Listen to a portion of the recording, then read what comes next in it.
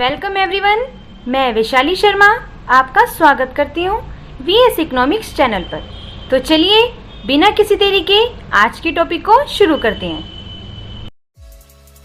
Subscribe करें VS economics channel को और बेल आइकन को प्रेस कीजिए ताकि आपको मेरी आने वाली वीडियोस की नोटिफिकेशन मिल सके। आज का हमारा लेक्चर है for the students of class 12th macro economics, जिसमें आज हमारा टॉपिक रहेगा domestic and national concepts of income. तो चलिए बिना किसी देरी के आज के लेक्चर को शुरू करते हैं। फर्स्ट पॉइंट हमारे पास आता है conversion of domestic income into national income, यानी कि डोमेस्टिक इनकम को नेशनल इनकम में कैसे कन्वर्ट किया जाता है। तो इसमें हम सबसे पहले हम सीखेंगे कि नेशनल इनकम को कैसे कैलकुलेट किया जाता है। तो सबसे पहले हमारे पास आता है कि हमारी डोमेस्टिक इनकम, उसमें हम प्लस करते हैं factor income earn by our resident from the rest of the world, यानी कि हमारे जो यहाँ पे जो रेजिडेंट रह रहे हैं और जो बाहर से आए हैं रेस्ट ऑफ द वर्ल्ड, वो उनकी जो इनकम अर्न हुई और उसमें से माइनस करते हैं factor income earn by non residents in our domestic territory, यानी कि जो हमारी डोमेस्टिक टेरिटरी में नॉन रेजिडेंट रह रहे हैं उनकी जो फैक्टर इनकम जो उन्होंने अर्न की है उसको माइनस कर देते हैं अगर हम डोमेस्टिक इनकम में से, तो हमारी क्या निकल जाती है, नेशनल इनकम। नेशनल इनकम को निकालने का एक तरीका और है कि अगर हम डोमेस्टिक इनकम में प्लस कर देते हैं net factor income from abroad, यानी कि net factor income from abroad को अगर हम प्लस कर देते हैं डोमेस्टिक इनकम में, तो हमारा निकल जाता है नेशनल इनकम।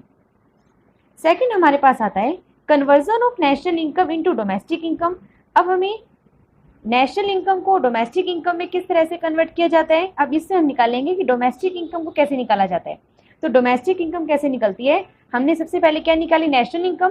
नेशनल इनकम में से अगर हम माइनस कर देते हैं net factor income from abroad, तो हमारी निकल जाती है डोमेस्टिक इनकम।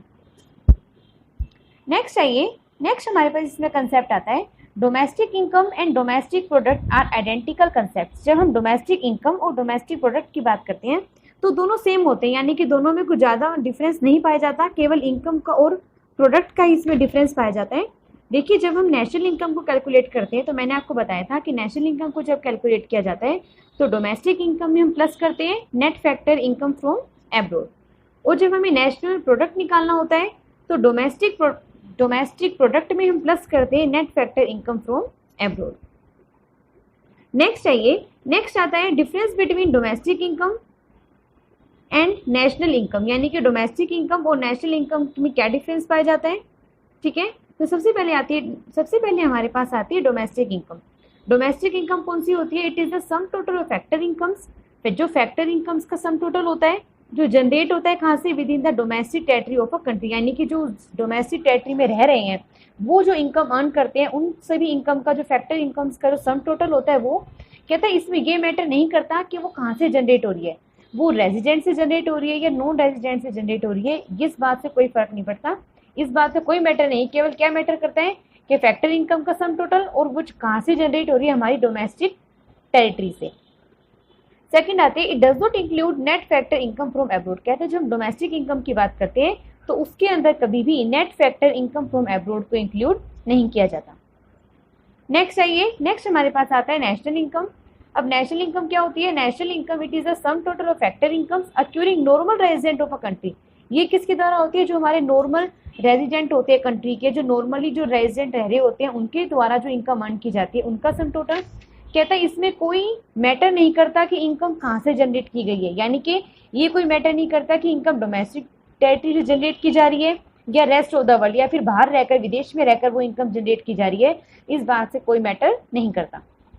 सेकंड पॉइंट आता है इसमें it include net factor income from abroad, और जबकि नेशनल इनकम के अंदर हम net factor income from abroad को इंक्लूड करते हैं।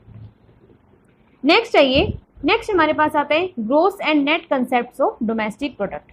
सबसे पहले जब हम एनडीपी की बात करते हैं तो एनडीपी को निकालने के लिए, एनडीपी माने नेट, ठीक है, नेट डोमेस्टिक प्रोडक्ट, तो जब हम एनडीपी को निकालते हैं तो एनडीपी को निकालने के लिए हमें जीडीपी यानी कि ग्रोस डोमेस्टिक प्रोडक्ट में किसको माइनस करना पड़ता है, डेप्रिसिएशन को। ठीक है, मतलब कि जब हम नेट डोमेस्टिक प्रोडक्ट निकालते हैं तो उसमें डेप्रिसिएशन माइनस होता है, और जब ग्रोस डोमेस्टिक प्रोडक्ट निकालते हैं तो उसमें क्या होता है, डेप्रिसिएशन अपना प्लस होता है, किसमें, नेट डोमेस्टिक प्रोडक्ट में।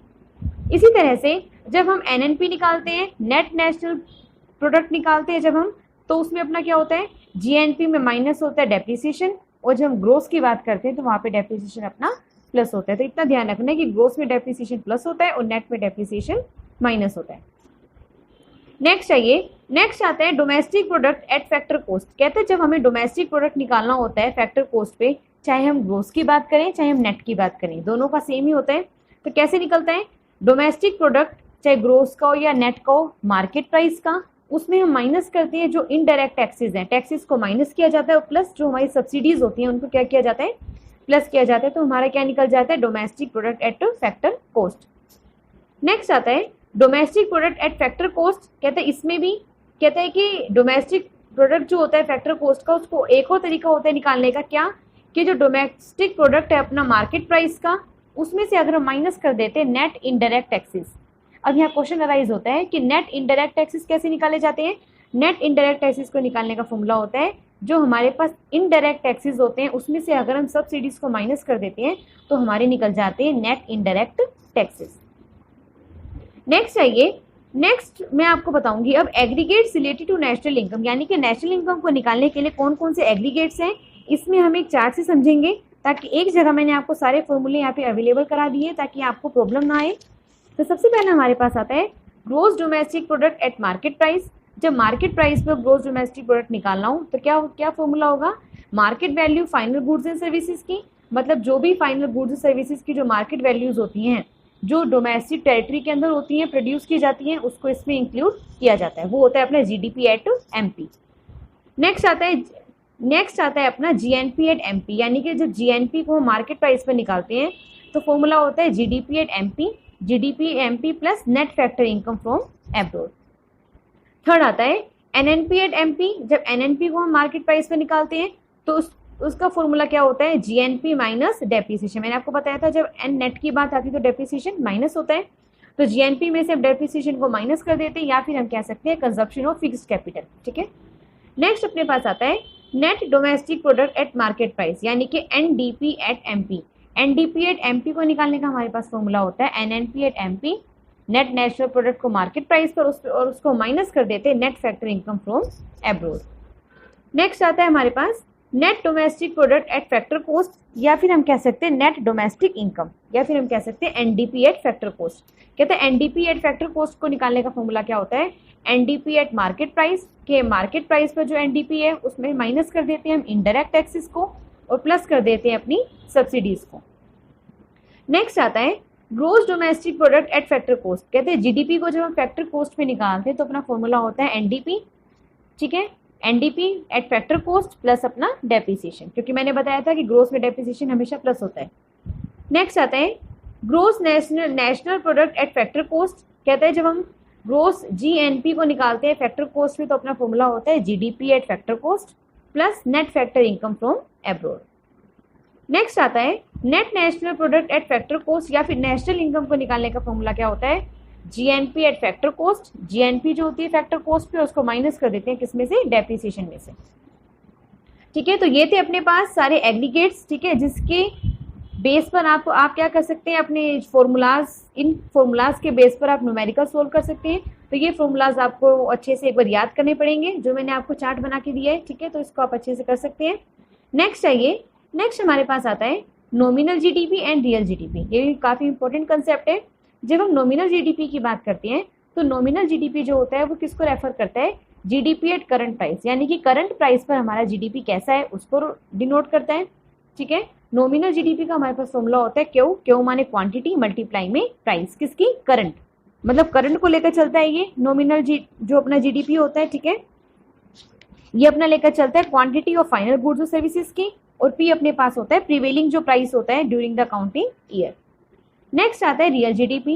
रियल जीडीपी किसको रेफर करता है, ये रेफर करते हैं जीडीपी एट कांस्टेंट प्राइस, यानी कि जब जीडीपी अपना किस प्राइस पर हो, कांस्टेंट प्राइस पर हो, तब अपना फॉर्मूला क्या होता है, तब अपना फॉर्मूला होगा क्वांटिटी वही फाइनल गुड्स और सर्विसेज की, और प्राइस जो होगा वो अपना कौन सा होगा, प्राइस प्रीवेलिंग प्राइस होगा कौन सा, ड्यूरिंग बेस ईयर का, यानी कि कांस्टेंट प्राइस को लेकर चलता है।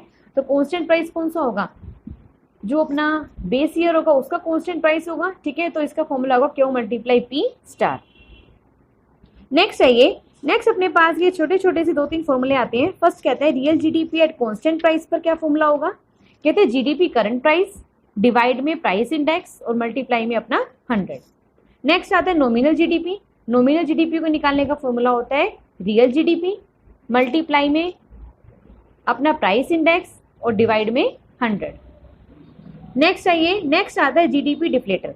जीडीपी डिफ्लेटर जो होता है इसका फॉर्मूला अपने पास होता है, जीडीपी डिफ्लेटर का मतलब होता है कि जीडीपी जो होता है अपना करंट प्राइस का और जीडीपी अपना कांस्टेंट प्राइस का, मतलब उन दोनों के बीच का जो रेशो होता है उसको बताता है जीडीपी अपना डिफ्लेटर, ठीक है। या फिर हम कह सकते हैं कि नॉमिनल जीडीपी अपॉन में रियल जीडीपी मल्टीप्लाई में 100। तो जीडीपी जो डिफ्लेटर होता है वो किसको दिखाता है कि जीडीपी एक तो अपना करंट प्राइस का है अपॉन में जीडीपी जो अपना कांस्टेंट प्राइस का और मल्टीप्लाई में 100, ठीक है। या हम कह सकते हैं कि रियल जीडीपी अपॉन में नॉमिनल जीडीपी अपॉन में रियल जीडीपी मल्टीप्लाई में 100। और लास्ट हमारे पास इसमें कंसेप्ट आता है जीडीपी एंड वेलफेयर। तो कहते हैं जीडीपी का वेलफेयर से क्या रिलेशन होता है।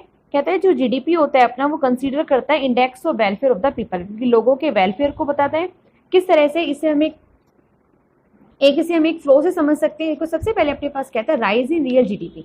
कहते हैं जब अपना रियल जीडीपी बढ़ता है तो इसका मतलब क्या होता है कि rise in the level of employment या एज वेल एज एफिशिएंसी। कहते हैं जब जीडीपी का लेवल बढ़ता है तो इसका मतलब यह है कि हमारा एम्प्लॉयमेंट का लेवल भी बढ़ा, या हम कह सकते हैं एफिशिएंसी बढ़ी, या कह सकते हैं कि हमारी प्रोडक्टिविटी बढ़ी।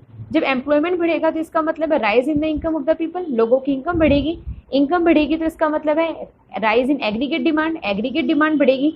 एग्रीगेट डिमांड बढ़ने का मतलब यहाँ पे क्या है कि राइज इंड्यूसमेंट टू इन्वेस्ट, तो लोग जो होंगे ज़्यादा से ज़्यादा इन्वेस्टमेंट करेंगे।